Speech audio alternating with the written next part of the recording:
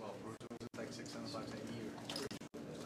Yeah, now they're doing the thing that's here. But it's like, if you're gonna create work, like you work for different companies, that's one thing. You tell me something. Good morning, everybody. Thank you for coming. My name is Sergeant Jason Roblard. I'm a Media Relations Officer with the Vancouver Police Department. The Vancouver Police Department has teamed up with partners to create a reality-based video to inform citizens about what to do when they face an active deadly threat. The video breaks down an active deadly threat situation and walks the viewer through a series of likely scenarios and survival tips. I'd like to introduce Chief Constable Adam Palmer, who will come up here momentarily to introduce the video. The Chief will be available for related questions after we play the video for you. It will also be available online and on our website. If you would like to speak with any of our community partners, they will be available here in the media room. We have representatives from ECOM, Vancouver Fire and Rescue Services, BC Emergency Health Services, and the Vancouver Police Foundation. Please see the list on the wall here for the proper spelling and titles of our community partners. Once this event is concluded, I will also be available for any unrelated media inquiries. Thank you. Chief. Thanks, Jason. Good morning, everybody. As Jason mentioned, I'm going to talk to you this morning about active deadly threats in a new video that we've produced. A man opens fire in the lobby of an office building. A woman starts stabbing people at a bus stop. A man drives a vehicle into a crowd of people on a busy street. These are all examples of an active deadly threat. Some of those types of incidents you'll often hear referred to in the media as active shooters. And I'll tell you that these are the types of incidents that we get asked about a lot every time we see one of these incidents happen anywhere in the world. It's an uncomfortable topic, and the level of gun violence in Vancouver is relatively low compared to other places. But with attacks increasing in frequency around the world, it's something we must prepare for as a community. We all deserve to feel safe in our city. And one of the best ways to increase your sense of safety is to ensure that you are prepared with information and knowledge on how to best protect yourself.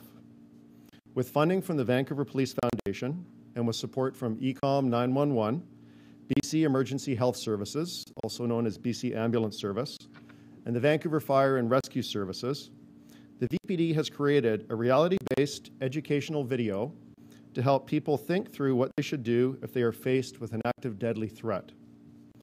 When we talk about an active deadly threat, we mean an assailant who is actively engaged in trying to kill innocent people with a weapon. The weapon could be a gun, a knife, a vehicle, or anything else that can cause harm. The attack can happen in a public place that is enclosed, like an office building or a shopping mall, or in an open space, like a large outdoor gathering. As a police department, we must prepare for an active deadly threat, and we do. Our officers plan and train how we will respond to neutralize the threat as quickly as possible to prevent further harm. That's priority one. But we also plan and work together with our other first responders to ensure injured people get the help that they need. However, when there's an active deadly threat, time will pass before first responders arrive to help, even if it's only minutes. And that's when the public or potential victims will need to act. That is what our new video focuses on. It outlines what you should do if you're faced with an active deadly threat. These will be high-stress situations, and we don't want to overcomplicate the messaging. So we've boiled it down to 3 things to remember. Run, hide, fight. You may do all 3, you may do 2 of the 3, you may do 1 of the 3. But those are the 3 things that you need to know, and they will be explained in the video. The first one I'll mention is run. So that's running to escape, if that is a safe option. An important part of this is taking the time to understand your environment no matter where you go on your travels, so you know the best way to get out safely. But if there's no safe way to run and escape, the next recommended step is to hide. And finally, if you cannot hide, get ready to fight. This is a last resort, but you have every right to defend yourself under high-risk situations like this. These are very dynamic situations that unfold quickly and are extremely dangerous. By making this video, we're encouraging people to take responsibility for their personal safety. And we also are encouraging employers to have their own safety plans in place to ensure that their employees are aware of those plans and know how to act in a case of emergency. This includes evaluating those plans periodically and practicing to ensure that those plans work. Further, we encourage organizations to create a crisis response package for first responders. What I mean by that is a package that contains things including building maps, an employee roster, keys and pass cards to get through doors for first responders, and floor plans. Although the VPD has created this video, the response to an active deadly threat is not limited to police. The BC Ambulance Service, the Vancouver Fire and Rescue Service will respond with us to help treat injured people and evacuate the area when it's safe to do so.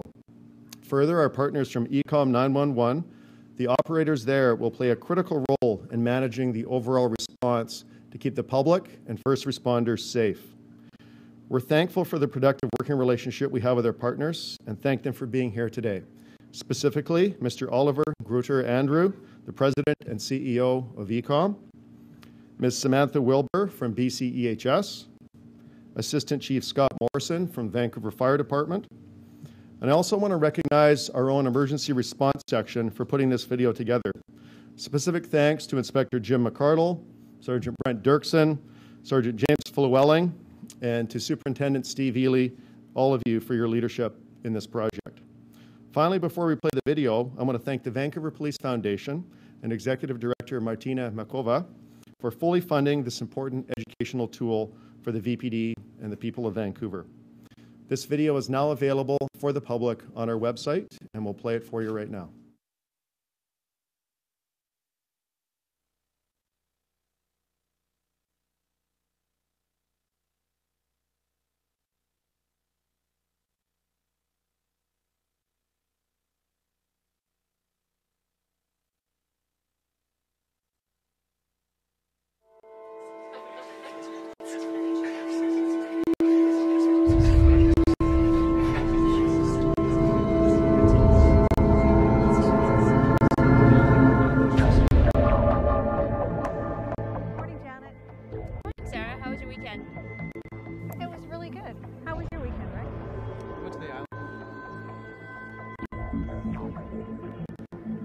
Excuse me, sir. Check your bag here, please.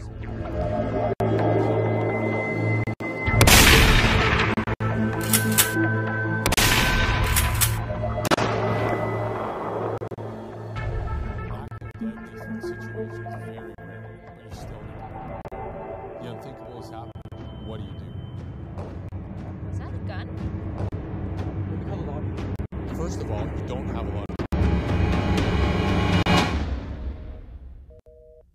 Although police response time is measured in minutes, a lot can happen before we get there. No answer.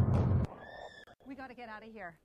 Well, let me just get my purse. No, we don't have time. But there's also a lot you can do.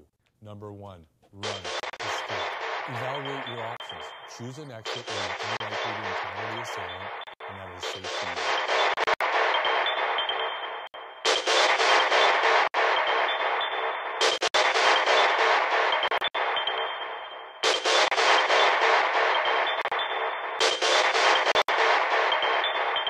That door is down. Stop. It's important to understand your environment and the best way to get out safely. If there's a safe way out, run. Don't finish what you're doing. Don't take anything. Just run. It's out safe. Let's go.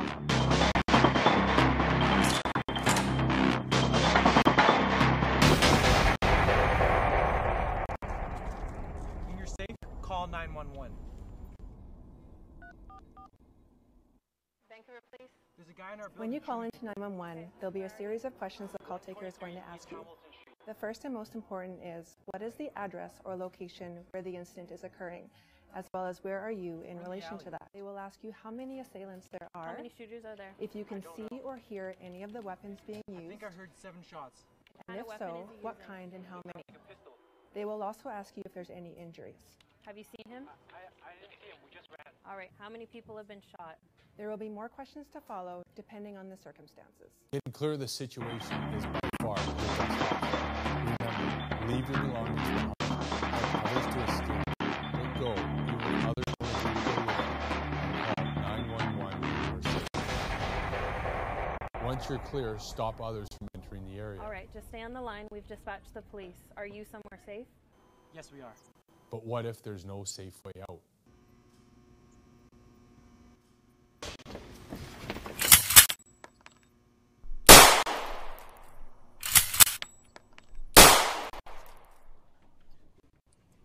If you can't run, the next best thing is to hide. Turn out the lights and close any blinds, and remain very quiet. If you can, barricade the door and try to secure your hiding place as best as you can. Learn to mute both the ringer and the vibrator on your phone. If you can't mute both, turn off your phone. You're trying to look as though you're not there. You probably won't have long to wait.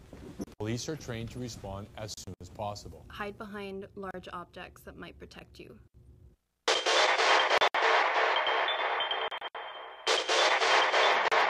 Ensure that anyone entering the room is a police officer.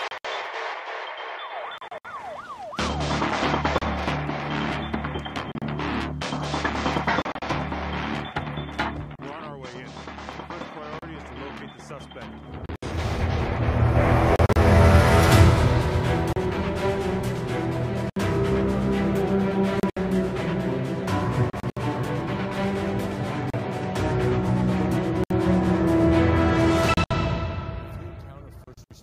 Stay calm and follow instructions.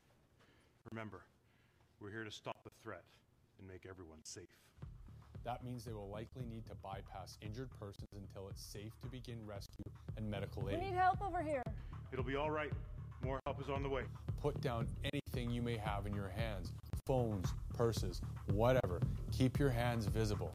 Do not yell, run, or point at officers. And it's a good idea to slowly raise your hands and spread your fingers. Then answer questions as calmly and concisely as you can. It went that way. Worst case scenario, there wasn't an option to safely escape and you've been discovered. But don't panic. There's still something you can do. As a last resort, your best chance for survival is to literally fight. Fight using cars, scissors, furniture, keys. Remember, you have every right.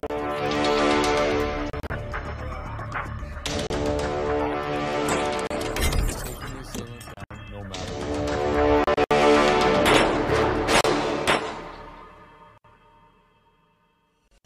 5-1 stopping and completely clear. No other suspects located. Copy 5-1. Efforts to care. There are just 3 things you need to remember when the worst happens. Number 1, run. Leave your belongings behind and get clear of any danger. Know your environment. Always have an exit plan. Where are the exits? Are there multiple routes to them? Call 911 when you're safe. If there's no safe way to an exit, number 2, hide. Block and barricade the door.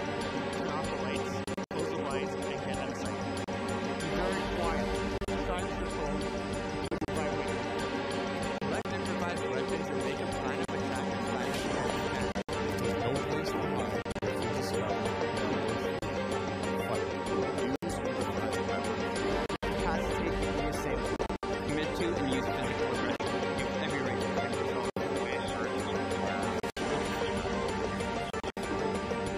Remember to continually assess the best option for survival.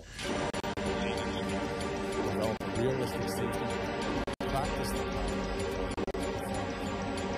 Crisis response tactics just off-site. It should contain police, building weapons, up-to-date employee housing, keys, password, floor plan, and important contact.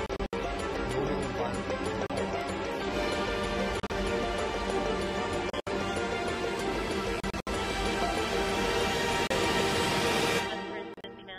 We'll be resuming regular operations on this channel. Escape if you can, hide if you can't, fight if you must.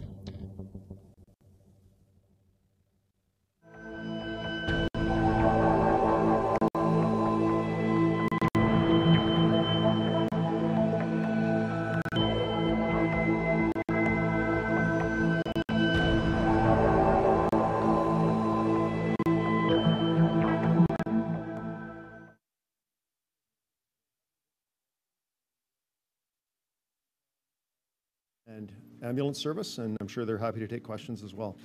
What was the catalyst for making this video? Because there have been so many events in recent years. What was the final straw that made you decide you need to do something like this?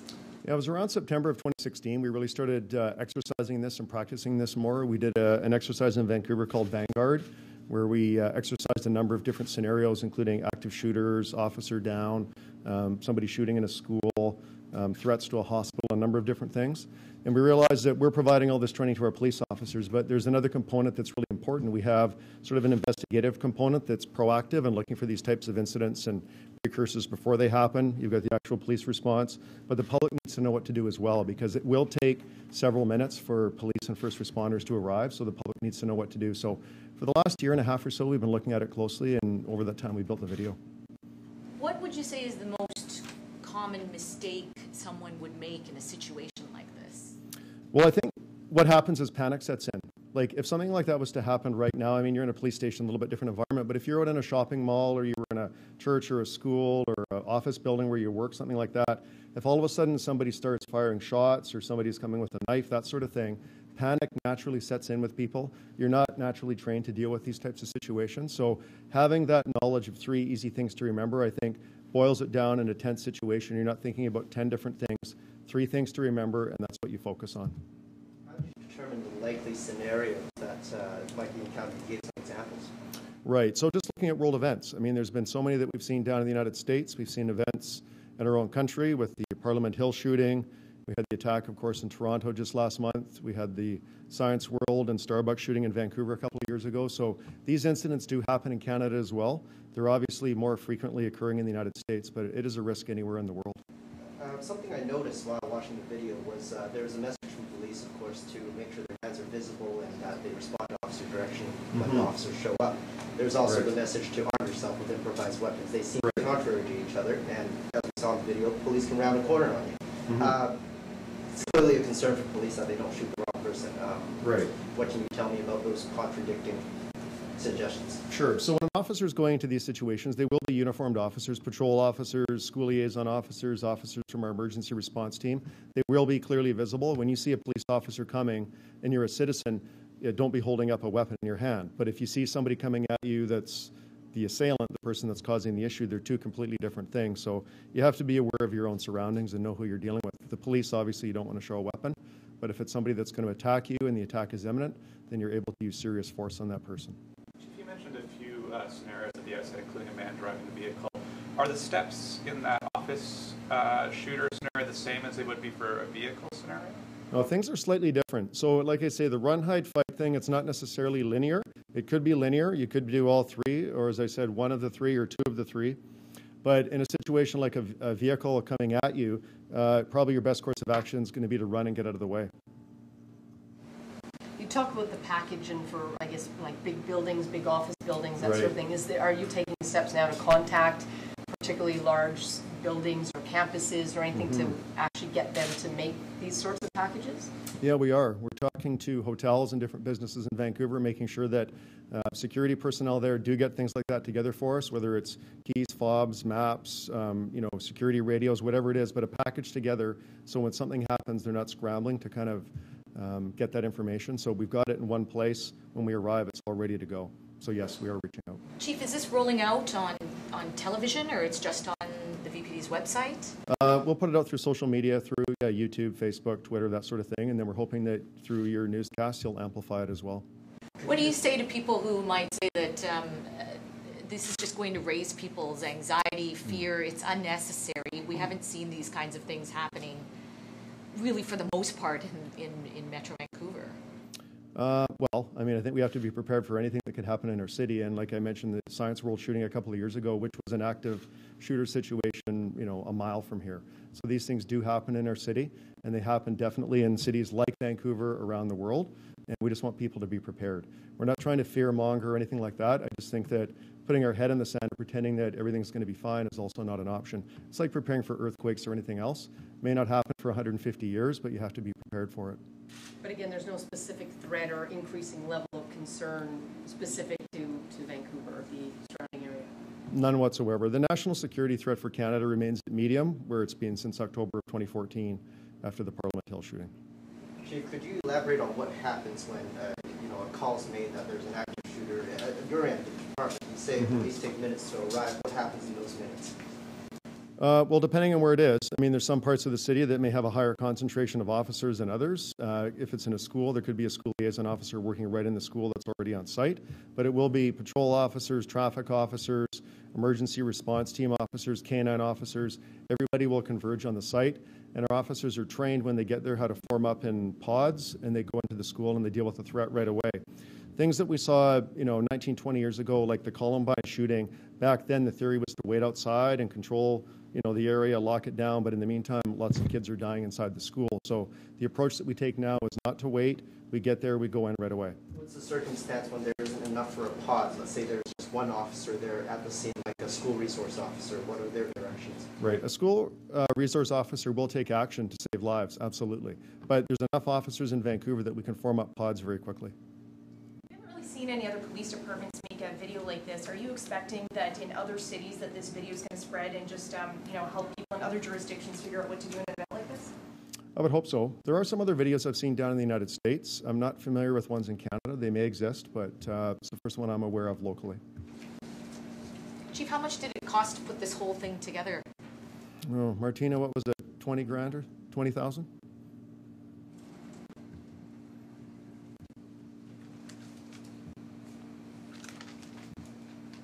Could you elaborate on Vanguard, exercise in September 2016? What was part of that exercise? I don't recall having heard about it. Yeah, that was an exercise where we did a scenario of an officer down, like an officer-involved shooting, where an officer had been shot. We did another scenario up at a school in Vancouver where we mocked up a situation where an active shooter was inside of a school. We had actors, we had well over 100 people involved in the exercise, from VPD, from the fire department, ECOM, the ambulance service, going through a mock scenario of what you would do if you had a situation like that happening. But we put multiple scenarios on at the same time. So there was the officer down, there was the school shooting, there was an escaped armed suspect that we had to track down, and also an event at a local hospital that was a notional exercise and how we would respond to that. Did you learn anything as part of that made you change what you did prior to September 2016 and now? Yeah, absolutely. I mean, a lot of the protocols we had in place worked very well, and we were very happy with the training that we provided to officers. And but like any exercise, there were things that we saw that we could do differently. And a lot of it comes down to communication with our partners, so we're all on the same page. And we know that when we respond to an incident like that, the ambulance and the fire department and ECOM knows what the police are going to do, and vice versa. We need to know who's going to stage where, who's going to take on what responsibilities, and how those all intertwine together. And that is still evolving to this day to make sure that we're up to the best practices that are happening around the world. And when these things happen in other cities like Las Vegas and Orlando, we debrief all of those types of incidents, and we take out lessons learned that we can apply here in Vancouver.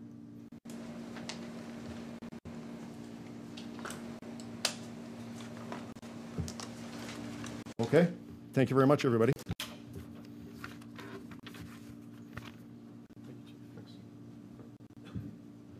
Okay, thank you very much. If you guys would like to interview any of our community partners here, they're available in the room.